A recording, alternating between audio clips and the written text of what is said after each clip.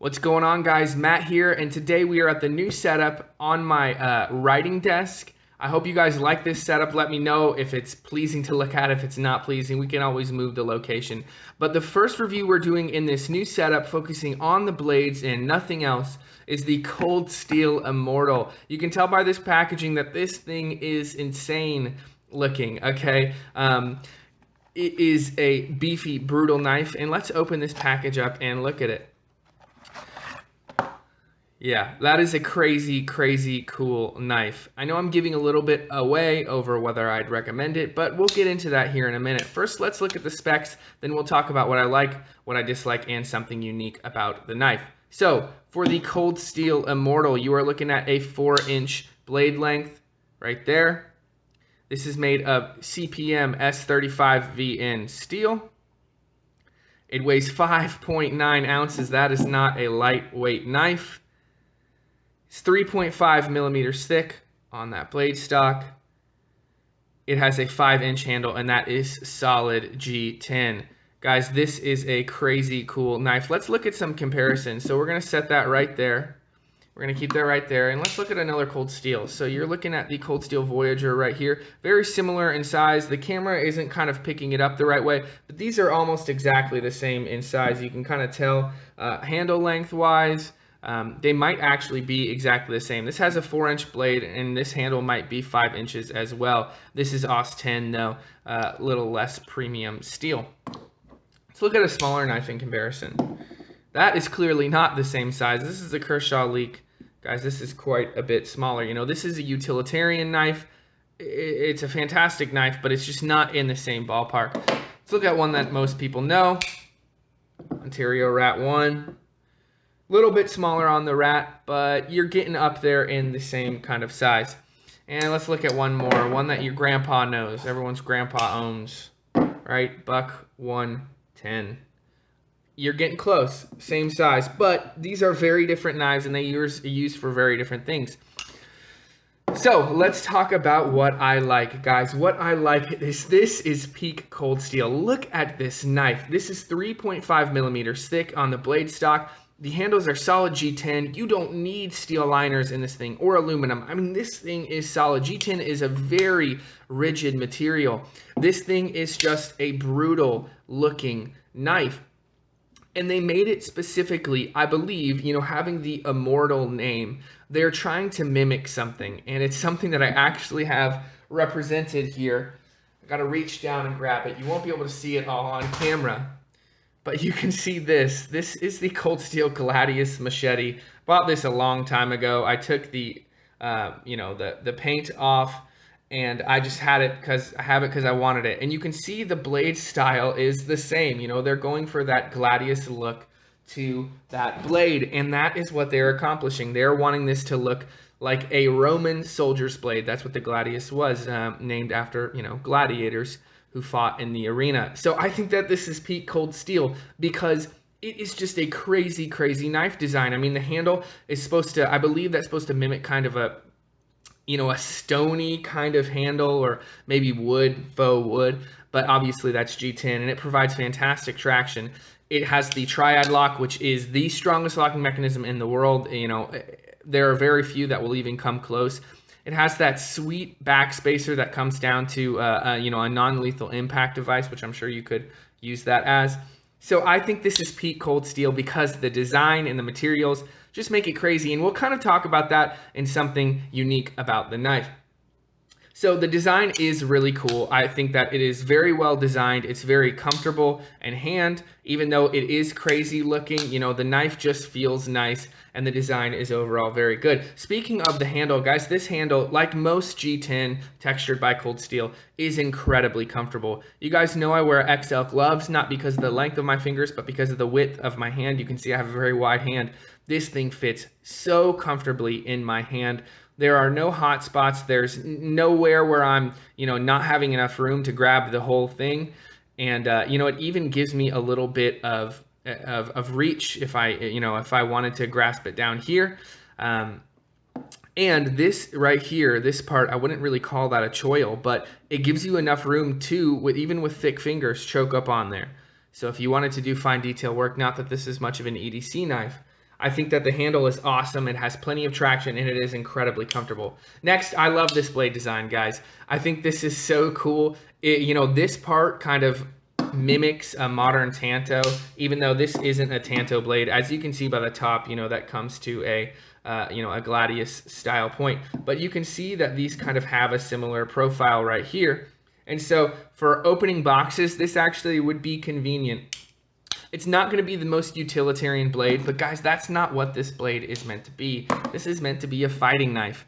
And even though it can handle utilitarian tasks like most things with edges and points can, this is going to be a fighting knife. So I really like this blade design. It can be used for practical stuff, but mostly I think it is a defensive weapon. Okay. I also really like Cold Steel's pocket deploy. I've had a couple knives, espadas, Rajas that have this thumb plate.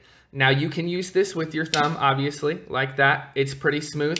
It's not quite as nice as a thumb stud, and we'll talk about that in what I don't like, but it will pocket deploy. The way that works is when you have it in your pocket like this, your pocket material catches that, and I'm not going to do it on camera because I don't want to cut myself.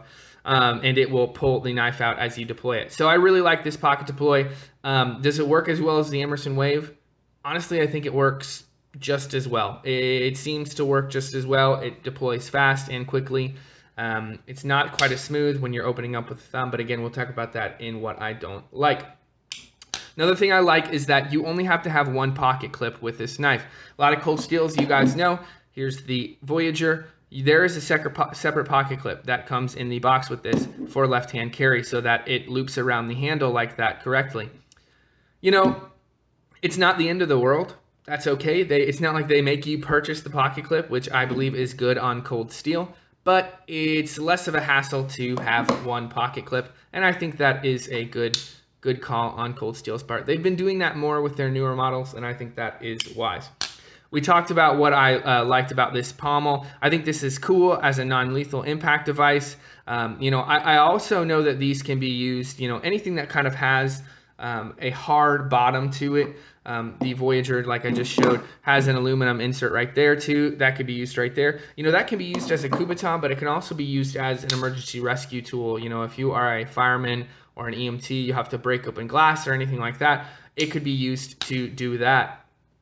Another thing I really, really like is the steel. You guys know that I love S35 VN steel. It's been on Cold Steel's nicer models, and it is a fantastic steel, especially for the price.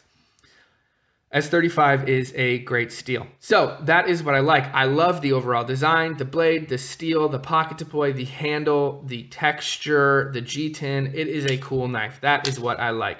So what I dislike about the knife. There's not much, but there is a little. I mentioned the thumb plate, and I mentioned I love how it pocket deploys very well. One thing I don't love, though, is if you are not used to this thumb plate, if you are used to a thumb stud opening like that, or like that, or we'll just show it for the heck of it because I love this knife. Benchmade Crooked River. You guys know I love this knife. Look at that thing. Sweet. If you are not used to that thumb plate and you are used to a standard thumb stud, it's going to be a little bit difficult to kind of get your thumb in the right position to be able to deploy that effectively. Most of you guys are probably going to be deploying this pocket via your pocket, so it's probably not going to be much of an issue, but it's not as easy as a thumb stud, and it's definitely not as easy as something like a flipper tab that's assisted opening, but even a standard flipper tab. So that is a bit of a learning curve. Now, I said I did like that the pocket only came with one pocket clip, and I will stick to that, but you guys know that this is a continual issue with Cold Steel, and it's going to be a continuing issue until they do something about it. This pocket clip is over really rough G10, and this isn't just your standard rough G10. I wish I had my Recon 1 is still at the factory getting serviced. I had some up and down play. I wish I had that with me. I would show you guys. That is a little bit rough, but you see, guys, this is not only rough. There are some smooth parts. You can see that right there. Like, that is very smooth. That is very textured. There are grooves in this handle, and that is one of the things I love about the traction on this thing. This thing is not coming out of your hand at all. It'd be great for the Vaseline factory, as Nick Chavaz says, but it's going to be very difficult to deploy this from your pocket. You just have to grasp it and really pull it. It's going to shred up your pockets because of these grooves and because of that texturing in between those grooves. Is it the end of the world? No, but again, Cold Steel, do something about, you know, your deployment when it comes to thumb studs. It's almost always over thick material and it's always tearing up pockets. If I had a pair of jeans with you, you know, almost any of my pairs of jeans right here, I could show you guys that they are torn up on the right pocket. So the only things I really don't like is the kind of learning curve, the difficulty that might come with learning to deploy with that thumb stud, and that pocket clip is just going to be tough to work with. So you guys will notice that I now have a Band-Aid on my finger, and that is because I nipped myself as I was doing the what's unique portion about this blade. Remember that these knives, Cold Steel knives, are almost always sharp out of the box. I've never had one that wasn't, and that is another thing I love about Cold Steel. A sharp knife is much safer than a dull knife, but you can still cut yourself, so be careful out there, guys. So let's talk about what is unique about this knife. So I talked about it earlier, how this knife is like peak Cold Steel. And a lot of knives that Cold Steel puts out are peak Cold Steel because Cold Steel is a unique company. What Cold Steel does is I feel as if they appeal to the I'm 12 years old and watching Lord of the Rings kid in us. They make these knives that are beefy and brutal, and maybe they look or mimic the knives that you think you've seen in those cheap mall shops they're poorly made. They're made out of cheap stainless steel, but they have these crazy designs. What Cold Steel does is they make these practical crazy designs, and then they put American-made, high-quality, you know, premium S35 steel on it. They put it in a triad lock, which is the strongest lock in the world. They use G10, nice handles. They texture it right. They get knife designers to make these blades that are crazy looking, but also incredibly practical. And they're appealing to that kid in me that watched Star Wars, you know, standing in front of the TV with my fake lightsaber, or watched Lord of the Rings, or watched all those crazy movies growing up. And so I absolutely adore that about Cold Steel. Of course, Cold Steel has had their misgivings. I don't agree with everything they've done as a company, but they make these knives for the kid in us who is now an adult, who wants premium steel, who wants high quality knives, but makes these awesome, crazy designs. And I love that about this knife, and I love that about a lot of Cold Steel knives. So would I recommend it overall? Guys, absolutely. I would recommend this knife. This is a beefy and tough knife. You know, when I got this out of the box, it kind of reminded me about why I love Cold Steel. That ever happened to you guys? You get a knife out of the box, or maybe you watch a movie or read a book and you're like, man, this is why I love action comedies, or this is why I love fantasy. This is why I love knives, and this is why I love Cold Steel. This knife is brutal. It's practical, kind of, and it's going to be very effective in what it's meant to do. But guys, I really appreciate you watching this review on the Cold Steel Immortal. Let me know if you like this setup. Let me know how you feel about this backdrop. I can always change this, but if you prefer looking at the knives and not looking at me, which is what I prefer, let me know in the comments below. Don't forget to like and subscribe, and we will see you in the next video. Peace.